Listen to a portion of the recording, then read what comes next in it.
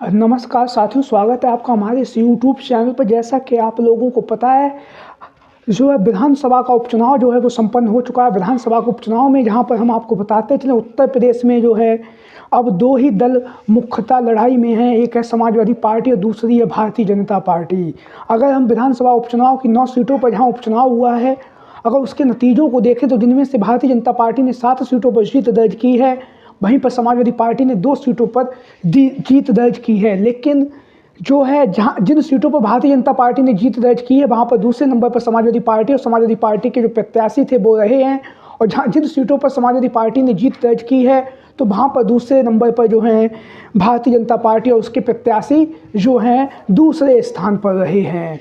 तो उत्तर प्रदेश की राजनीति में अब जो है 2 ही पक्ष बचे हुए हैं। एक है समाजवादी पार्टी का पक्ष और दूसरा है भारतीय जनता पार्टी का पक्ष। कभी उत्तर प्रदेश की राजनीति में अपना अलग पहचान रखने वाली मायावती जी और बहुजन समाज पार्टी को कहीं ना कहीं दिन प्रतिदिन बढ़ते हुए समय के साथ उन्हें जो है नुकसान उठाना पड़ा है। 2012 के विधानसभा के चुनाव में मायावती जी की करारी हार हुई और वह सत्ता से बाहर हो गई।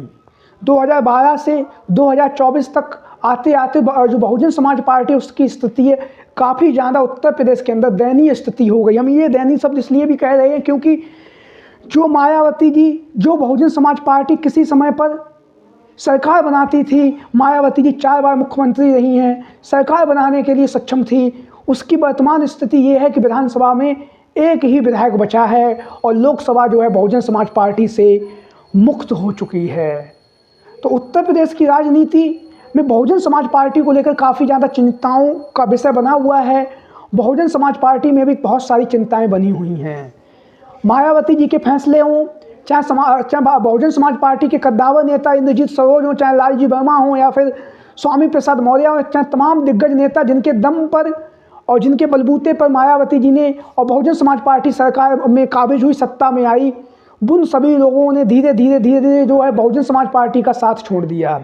कुछ को मायावती जी ने बाहर निकाल दिया, तो कुछ ने अपनी इच्छा से गिरते हुए बहुजन समाज पार्टी के स्तर को देखते हुए अपनी राजनीतिक जो है उठापटक के लिए, राजनीति में बने रहने के लिए अन्य दलों का सहारा लिया, जिसमें से इंद्रजीत सरोज, रामचंद्र राजभर और स्वामी प्रसाद मौर्य जो अब समाजवादी पार्टी से दूर हट गए हैं, इन लोगों ने समाजवादी पार्टी की तरफ रुख किया। वहीं पर ब्रजेश पाठक, आप लोगों को पता उत्तर प्रदेश की राजनीति में वर्तमान समय में उप मुख्यमंत्री हैं, लेकिन बहुजन समाज पार्टी में इनकी जो पैठ थी वो किसी से छुपी हुई नहीं थी। तो उत्तर प्रदेश की राजनीति में अब जो समय है बहुजन समाज पार्टी के लिए काफ़ी ज़्यादा सोचने का विषय है। 2024 के लोकसभा के चुनाव में भी स्थिति मायावती जी की काफ़ी खराब स्थिति रही है। वोट परसेंटेज जहाँ पर गिरा है और दलित समाज का जो मतदाता है वो लगातार चंद्रशेखर आज़ाद रावण के पक्ष में जाता हुआ दिखाई दे रहा है। नगीना जैसी सीट पर, जहाँ पर दलित बाहुल्य सीट थी, मायावती जी को उम्मीद थी कि नगीना से वह सांसद भी रह चुकी हैं कि वहाँ से वह जीत जाएंगी, लेकिन ऐसा नहीं हुआ। चंद्रशेखर आज़ाद रावण जो है नगीना से सांसद निर्वाचित हो चुके हैं। तो कहीं ना कहीं अब उत्तर प्रदेश की राजनीति में बहुजन समाज पार्टी जो है गिरता हुआ जो स्तर है उसको सुधारने के लिए मायावती जी के द्वारा अपने पदाधिकारियों के साथ में मीटिंग की गई और मीटिंग करने के बाद ये फैसला लिया गया है कि बहुजन समाज पार्टी जो है कभी भी आगामी समय में विधानसभा का उपचुनाव हो, चाहे लोकसभा के उपचुनाव हो या कोई से भी उपचुनाव हो, बहुजन समाज पार्टी नहीं लड़ेगी। पहला विधानसभा के उपचुनाव में करारी हार के बाद मायावती जी ने ये फैसला लिया। उसके बाद दूसरा फैसला ये है 15 जनवरी को जो है बहुजन समाज पार्टी का जो है विस्तारित कार्यक्रम है, तो उससे पहले जो है पदाधिकारियों को निर्देश दिए गए हैं, जो पुराने नेता हैं अगर वह पार्टी में आना चाहें तो उनके लिए दरवाजे खुले हुए हैं, वह लोग बहुजन समाज पार्टी में आ सकते हैं। तो कहीं ना कहीं समाजवादी पार्टी और भारतीय जनता पार्टी में जाने वाले नेताओं के लिए एक ऑफर है मायावती जी का, और उन्होंने कहा है कि अगर आप लोग हमारी पार्टी में आना चाहें तो आप लोगों के लिए जो दरवाजे हैं वो खुले हुए हैं। अब ये देखना होगा इनमें से कितने नेता जो हैं बहुजन समाज पार्टी में जाते हैं। और आगामी समय में अगर हम बात करें तो जिस तरह से बहुजन समाज पार्टी की स्थिति जो है 2012 के बाद से जो गिरी है, हालांकि 2019 में जब अखिलेश यादव जी के साथ में गठबंधन हुआ तो स्थिति थोड़ी सुधरी और बहुजन समाज पार्टी के 10 सांसद जीतने में कामयाबी हासिल हुई, लेकिन 2024 के लोकसभा के चुनाव में ये भी शून्य हो चुका है और लोकसभा में बहुजन समाज पार्टी का एक भी सांसद निर्वाचित नहीं हो सका है। तो अब जो खबरें सामने आ रही हैं वो ये हैं कि 2027 के विधानसभा के चुनाव से पहले बहुजन समाज पार्टी और मायावती जी हैं वो अखिलेश यादव जी के साथ में अपना गठबंधन कर सकती हैं। इस तरह की जो जानकार हैं, इस तरह की चर्चाएं लगातार राजनीतिक मुद्दों से उठती रही हैं और फिर एक बार इन मुद्दों पर उठ रही, लेकिन इन पर आगामी समय में क्या फैसला होगा ये भी कहना जल्दबाजी होगी। हालांकि प्रयासरत दोनों ही पार्टियां हैं, लेकिन अब आगामी समय में क्या होता है ये उस समय की स्थितियाँ और परिस्थितियाँ बताएंगी। अब हम बात करेंगे, अगला जो नाम है वो है राजा भैया। आप सभी लोगों को पता है राजा भैया जो है कुंडा से वर्तमान समय में विधायक हैं। उनकी एक पार्टी जनसत्ता दल 2024 के लोकसभा के चुनाव में किस तरह से उन्होंने अंतिम समय पर समाजवादी पार्टी का समर्थन दिया और समाजवादी पार्टी के प्रतापगढ़ और कौशाम्बी जहाँ पर राजा भैया का प्रभाव है, प्रभावशाली एरिया है, यहाँ पर जो है जनता ने और राजा भैया के समर्थन के बाद जनता ने समाजवादी पार्टी को अपना वोट दिया और समाजवादी पार्टी के दोनों ही सीटों पर जो है सांसद निर्वाचित हो चुके हैं।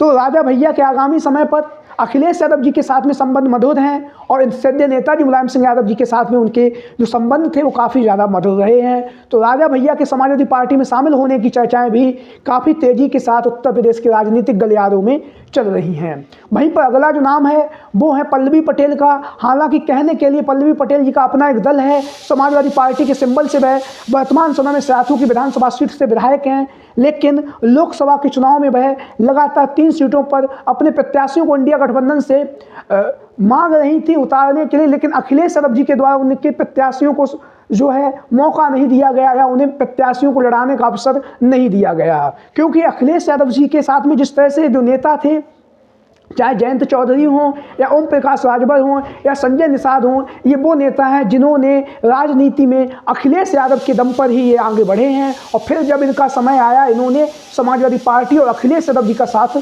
छोड़ दिया है। तो अखिलेश यादव जी इन सभी बातों को ध्यान में रखते हुए उन्होंने पल्लवी पटेल को जो है लोकसभा के चुनाव में एक भी सीट नहीं दी। हालांकि उसके बाद वह उन्होंने कॉन्फ्रेंस भी की थी, उस कॉन्फ्रेंस में कहा था अगर बातचीत होती तो हम एक सीट जो है अपना दल कमेराबादी को भी उत्तर प्रदेश के लोकसभा के चुनाव में दे सकते थे, लेकिन 3 सीटें जो हैं वो कुछ ज़्यादा ही सीटें मांगी जा रही थी। तो अब जब 2027 का विधानसभा का चुनाव आने वाला है और 2024 के लोकसभा के चुनाव में पल्लवी पटेल ने प्रत्याशियों को उतारा, सबकी जमानत जब्त हो गई। विधानसभा के उपचुनाव में भी पीडीएम और असदुद्दीन ओवैसी की पार्टी के साथ में मिलकर जो उन्होंने प्रत्याशी को उतारा वो भी प्रत्याशी सारे चुनावी मैदान में हार गए। तो कहीं ना कहीं राजनीतिक स्थितियाँ जो हैं अब पल्लवी पटेल को आगामी समय में राजनीति में बने रहने के लिए जो है समाजवादी पार्टी का दामन थामना ही पड़ेगा। वर्तमान समय में वो समाजवादी पार्टी के विधायक भी हैं, लेकिन जो उनके रिश्तों में जो कड़वाहट आई, उस रिश्तों की कड़वाहट को जो प्रेम और सौहार्द में बदलने के लिए उन्हें समाजवादी पार्टी के मुखिया अखिलेश यादव जी के साथ में आना ही होगा। तभी उत्तर प्रदेश की राजनीति में जो है पल्लवी पटेल अपनी एक अमिट छाप छोड़ सकती है, क्योंकि आप सभी लोगों को पता है उत्तर प्रदेश की राजनीति में वर्तमान समय में अखिलेश यादव जी का जो पद है विपक्ष में वो अन्य किसी भी नेता का नहीं है, जो लगातार सरकार पर हमला बोल रहे हैं, लगातार सरकार की नीतियों के खिलाफ अपनी बातों को रख रहे हैं, लगातार जनता के मुद्दों को जोड़कर लगातार राजनीति कर रहे हैं। तो आप लोगों की क्या राय है? सभी साथी कमेंट बॉक्स में अपनी राय जरूर दें। आज की वीडियो में इतना ही। जय हिंद, जय भारत।